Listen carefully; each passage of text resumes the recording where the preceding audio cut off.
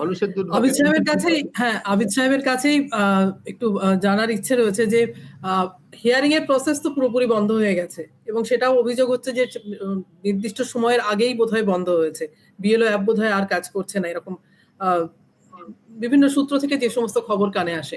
আর এখনো পর্যন্ত কি পরিস্থিতি, মানে কত সংখ্যক নাম বাদ যাচ্ছে, কি হতে চলেছে, কি হবে, সবার মধ্যেই একটা আশঙ্কা রয়েছে, সবাই ভাবছেন বিষয়টি নিয়ে। ডিও অফিসে তো আমার কিছু বন্ধু বান্ধব আছে, কিছু অফিসার আছে যাদের সঙ্গে আমি এককালে কাজ করেছি, তারা আমার সাথে কাজ করেছে, তাদের সাথে মানে পার্সোনাল টকে আমার সঙ্গে কথা হয়। যা বোঝা যাচ্ছে 58 লক্ষ নাম তো ডিলিট করে দিয়েছে, এএসডি লিস্ট পাবলিশ করে দিয়েছে, বুথ ওয়াইজ লিস্ট হয়ে গেছে, অ্যাবসেন্ট, ডিলিটেড, শিফটেড এইগুলো তো হয়ে গেছে। ওইখানেও কিছু ভুলভ্রান্তি আছে, ওটা হয়, ওটা ওইটুকু হলে হবে না, ওটা একটা সার্টেন পার্সেন্টেজ ভুল হয় কাজ করতে গিয়ে। কিছু লোক মৃত ডিক্লেয়ার হয়ে গেছে, ডেড লিস্টে চলে এসছে, অথচ লোকটা বহাল তবিয়তে গিয়ে হাজির হয়ে যাচ্ছে বিডিও অফিসে বা এসডি অফিসে। তো এইরকম কারেকশন করে দেবে ইলেকশন কমিশন, সেটা ঠিক আছে। এর পরে যে পার্টটা 58 লক্ষর পর তো লজিক্যাল ডিসক্রিপেন্সির শব্দটা এসেছিল, তো লজিক্যাল ডিসক্রিপেন্সিতে প্রায় 1,30,40 লক্ষ লোককে নোটিশ করা হয়েছে, বিভিন্ন ভাবে নোটিশ হয়েছে, আমরা তো অনেক ডিসকাশন করে নিয়েছি। এইখানে 2-3 ধরনের লোকের নাম থাকবে না।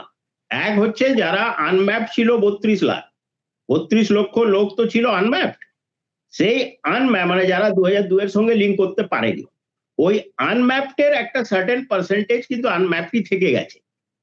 এরা কারা? এরা হচ্ছে আসলে মতুয়ারা, মেজরিটি হচ্ছে মতুয়ারা।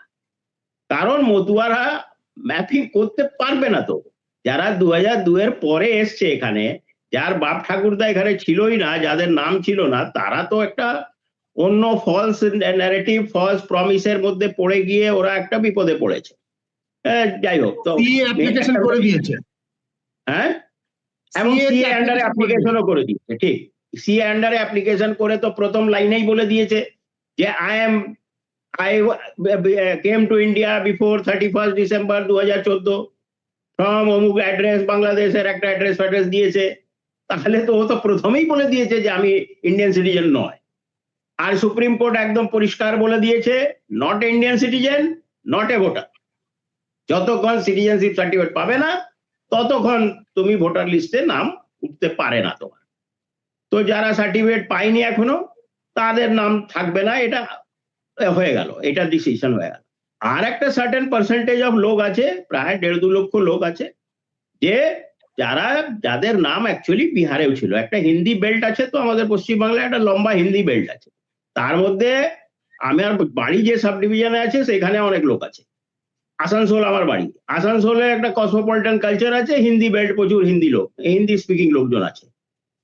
রিসড়া, ব্যারাকপুর, এইসব যে এলাকা, চাঁদদানি, এই যে অ্যালং দি হুগলি নদী যে মিউনিসিপ্যালিটি গুলো আছে, সেখানে অনেক হিন্দি স্পিকিং লোক আছে, বহুকাল ধরে এখানে আছে, কিন্তু গ্রামে ওই বলে না দেশের বাড়িতে একটা নাম টাম লিখে রেখেছিল, কিন্তু এখন ভয় হয়েছে, ওইখানে ভোট দিয়ে এসছে, এখানে অ্যাপিয়ার হয়নি বা এনুমারেশন ফর্ম জমা দেয়নি, তো তাদের নাম কাটবে।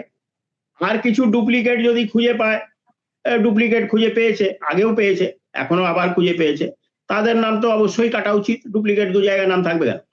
তো এই সংখ্যা মিলে আমার যা ধারণা প্রায় 6 লক্ষর কাছাকাছি হবে, 6 লক্ষ আর 58 লক্ষ, তাহলে 64 lakhs, which will be around 9 to 10%, 9 থেকে 10% ভোটার নাম ডিলিট হবে।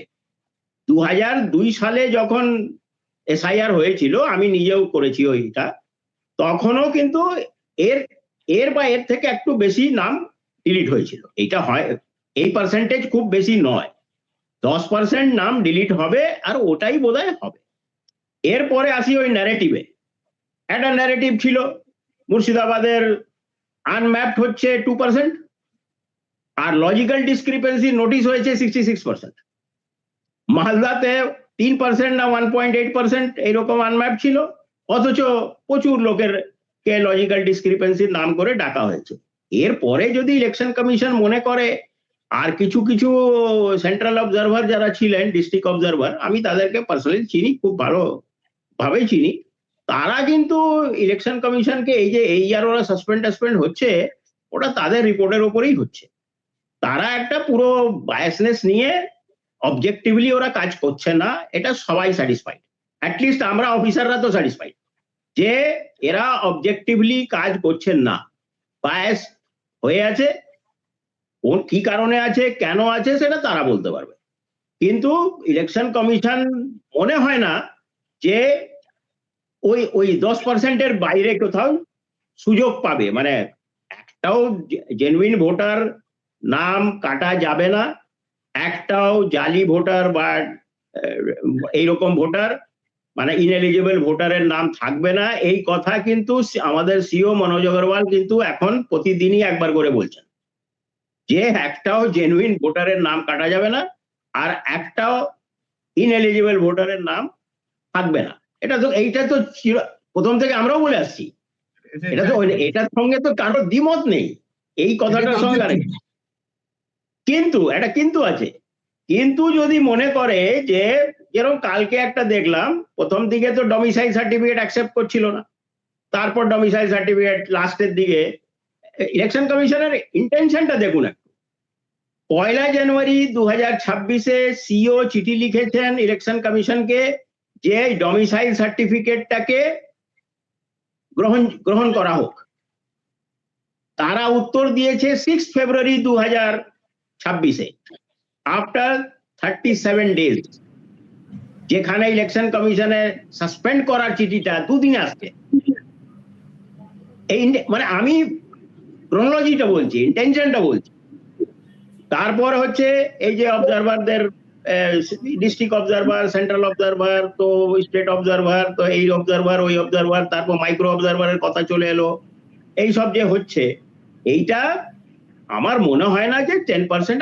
আমি এখনো শিওর 28 তারিখে আমরা দেখতে পাবো যে 7,66,00,000 ভোটার ছিল প্রথমে একদম স্টার্টে, সেটা এখন ড্রাফট রোলে 7,08,00,000 হয়ে দাঁড়িয়েছে। আরো যদি 7-8 লক্ষ যদি কেটে যায়, তাহলে 7 কোটি ভোটার বা পশ্চিমবাংলায় ভোট দেবে, এটা আমার আশা আছে। মানে অত ভোটার থাকার কথা অ্যাজ পার পপুলেশন, আর পপুলেশন ভোটার যে রেশিও হয় আমাদের, ওটা মোটামুটি 0.66 থেকে 0.7 হয়। 100 লোকের মধ্যে 70টা লোক ভোটার থাকবে, 66 থেকে 70টা লোক ভোটার থাকবে। পশ্চিমবাংলার পপুলেশন যদি আমি ধরে নিচ্ছি যে 11 কোটি যদি হয়, তাহলে তো 7 কোটি থাকার কথা।